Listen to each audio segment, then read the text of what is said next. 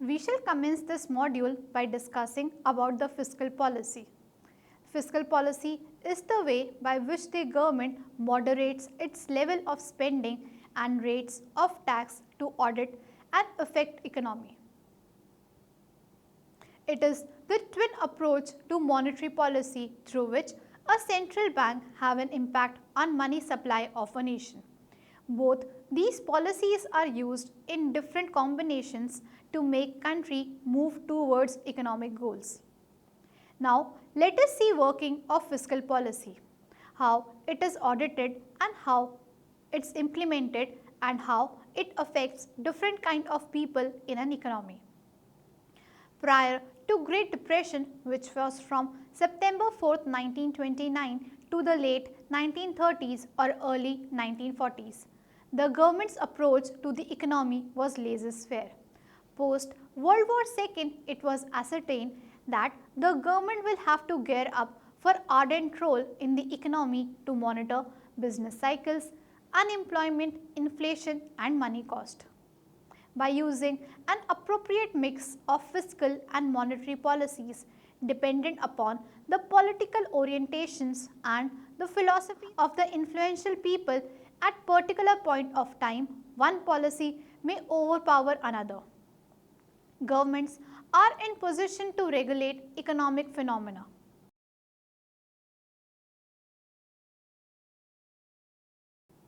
After starting this module, you shall be able to know how fiscal policy works, know the factors affecting AD and AS, understand the impact of fiscal policy. Let us now understand how fiscal policy works. Fiscal policy revolves around theories of John Maynard Keynes, British economist, also known as Keynesian economics. The theory lays down that macroeconomic levels of production can be influenced by government, that is via increasing or decreasing tax levels and public spending. This impact controls inflation, which is considered to be robust when it lies between 2 to 3%, pushes employment and is responsible for stable state of money. Fiscal policy is very crucial for economy. For example, in 2012, many people came into state of worry that the fiscal cliff hike in tax rates accompanied by reductions in government spending set to happen in January 2013 would send the US economy back to recession. The US Congress avoided this problem by passing the American Taxpayer Relief Act of 2012 on Jan 1, 2013. First is the Balancing Act. There is a clear separation of the unions and the states' taxation powers in the Constitution. Under Article 246 of the Constitution, there are three lists named as the Union List, the State List and the Concurrent List. In terms of the listed subjects in the Union List including taxes, the exclusionary power to make laws lies with the center. Similarly, the exclusionary power to make laws lies with states. For the taxes listed in the state list, no taxes are listed in the concurrent list, are listed in the union list. The crucial taxes listed in the union list are income tax other than agricultural land, custom duties, excise duties, corporation tax, estate duty and taxes on sale and purchase of goods. 19 taxes are listed in the state list.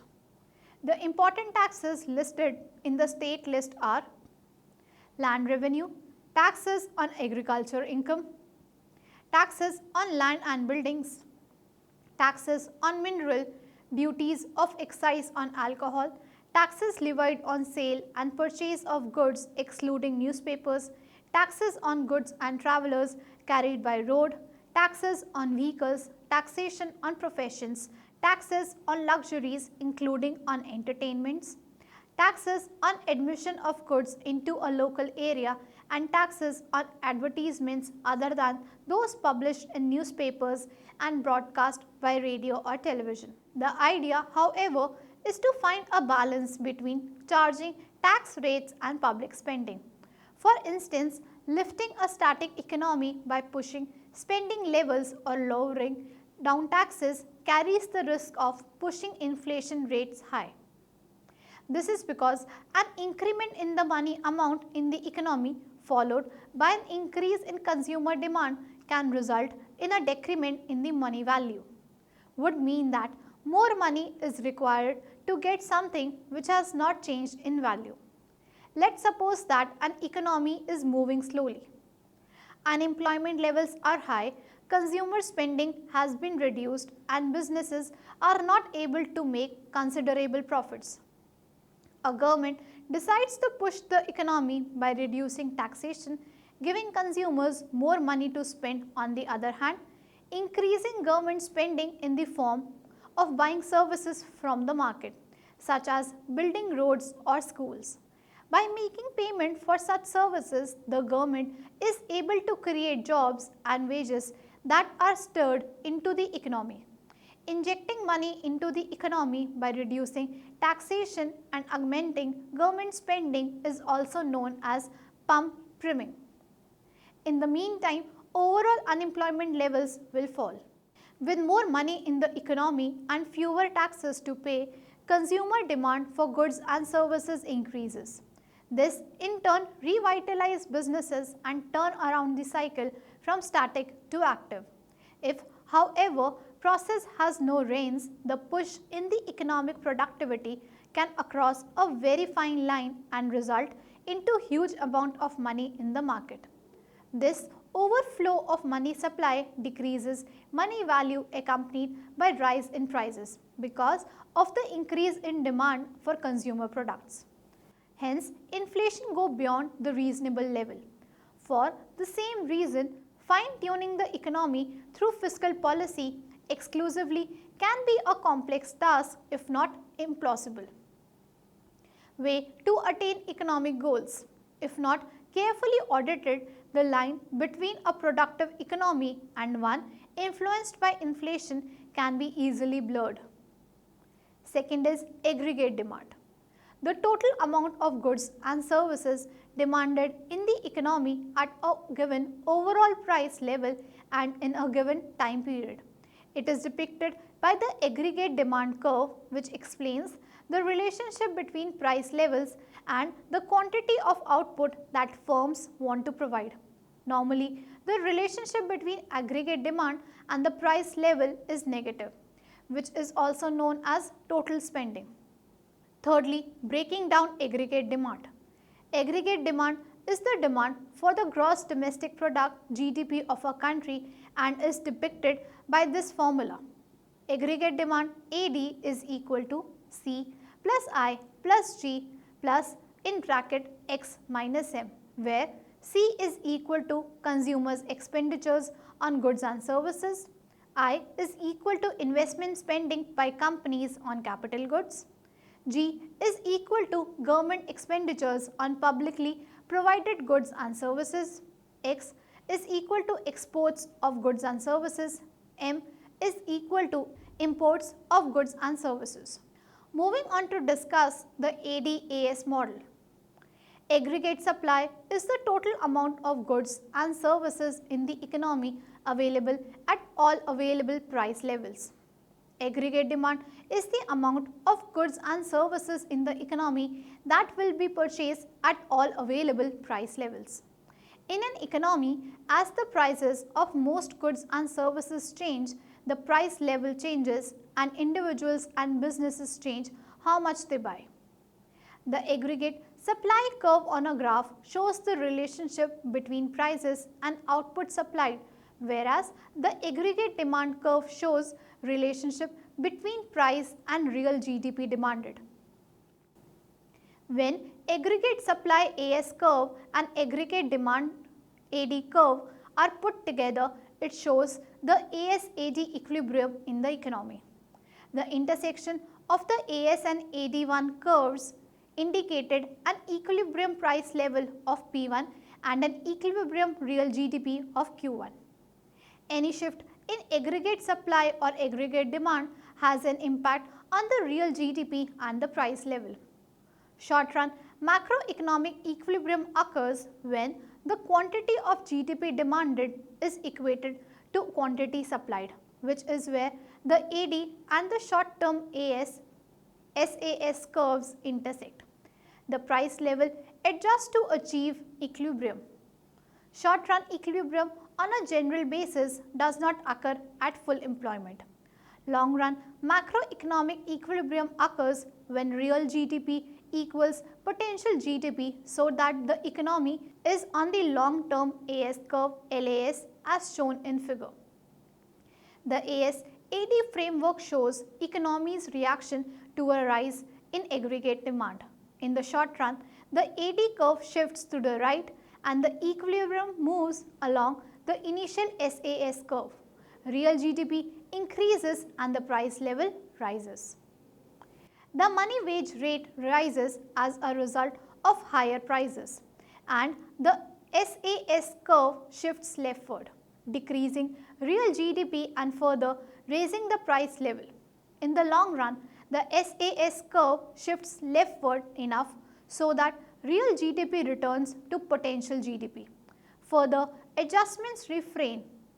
Real GDP is at potential GDP and the price level is permanently higher than before the increase in aggregate demand. The AD-AS model also depicts how the economy reacts to a decrease in aggregate supply. The SAS curve shifts leftward, real GDP decreases and the price level rises. A period of time with combined recession and inflation is known as stagflation. Next, we shall discuss the factors that affect AS and AD. There are multiple activities that can cause shifts in the AS and AD curves. The following are factors that can shake the aggregate supply. The increase in nominal wages shifts AS to the left because cost of production increases, which lowers profit. The increase in prices of other inputs into manufacturing of products also shifts AS to the left because production cost increase. For example, the rise in the price of oil or electricity would increase cost for producers and lower their profits, so they produce less. The usage of technology is able to shift the AS to the right because it increases the productivity. As a result, firms can produce more output with the same amount of resources. Increases in efficiency. An example is computers. Similarly, there are factors that can cause changes in the AD curve as well, such as when there is an increase in the country's exchange rate, the net exports decrease and aggregate expenditure also takes a dip, resulting in shifting the AD curve to the left. Increased income of the citizens boosts them to spend more, eventually causing a rightward shift. Foreign income also has a significant impact on the aggregate demand. When foreign income increases, exports will increase, causing the curve to shift to the right as a result of increased aggregate demand. The AD-AS framework segregates the economy into two parts, the demand side and the supply side, and delve into their interaction using accounting identities, equilibrium conditions, and behavioral and institutional equations. The demand side synchronizes factors relating to the goods demand and the assets demand and supply. The supply side explores factors which are related to output and pricing decisions of producers and factor markets. The framework makes sure that neither demand nor supply side factors are ignored on analytical front and that macroeconomic results are a function of interaction between the different markets. This model is highly simplified. In flexibility terms, it could be compared to ISLM. It can be unequivocally extended to contract with stochastic shocks and open economy issues. However, where this model does fail badly is in terms of accuracy. The basic assumption relating to monetary policy is that the authorities fix money stock value. This results into the unattractive feature that the equilibrium is one in which the price level has converged on a constant value. There are other problems as well with the ADAS model than the assumption of a fixed money stock. Colander 1995 indicated that the model comprised of two contradictory accounts of aggregate supply.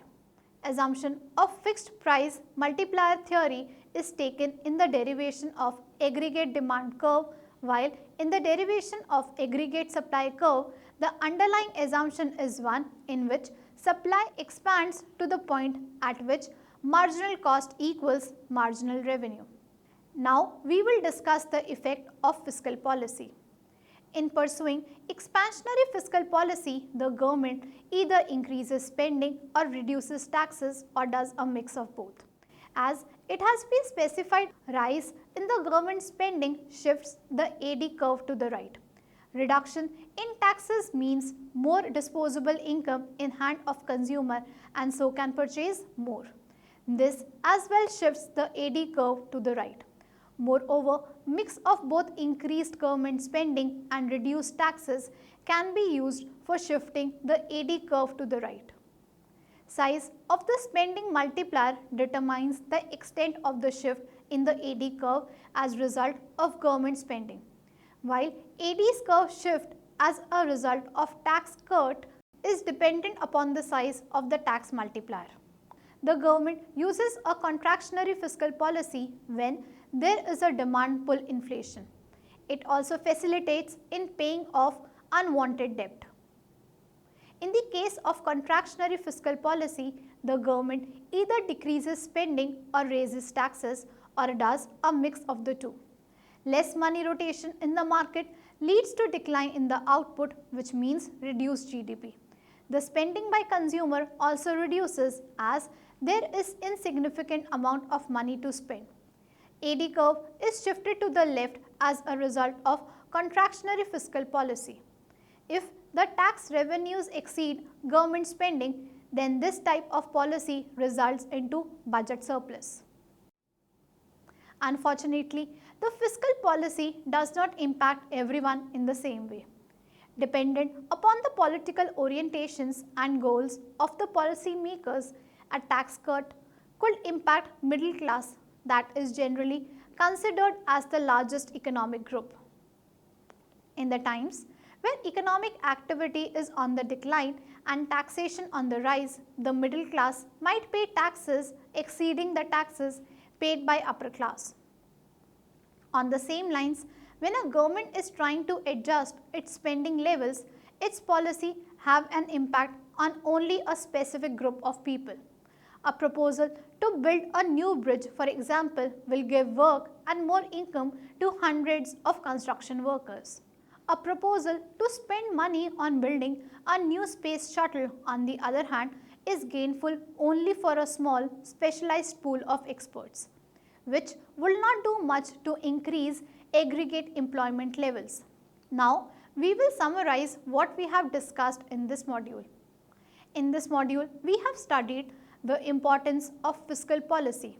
We have studied how the fiscal policy works.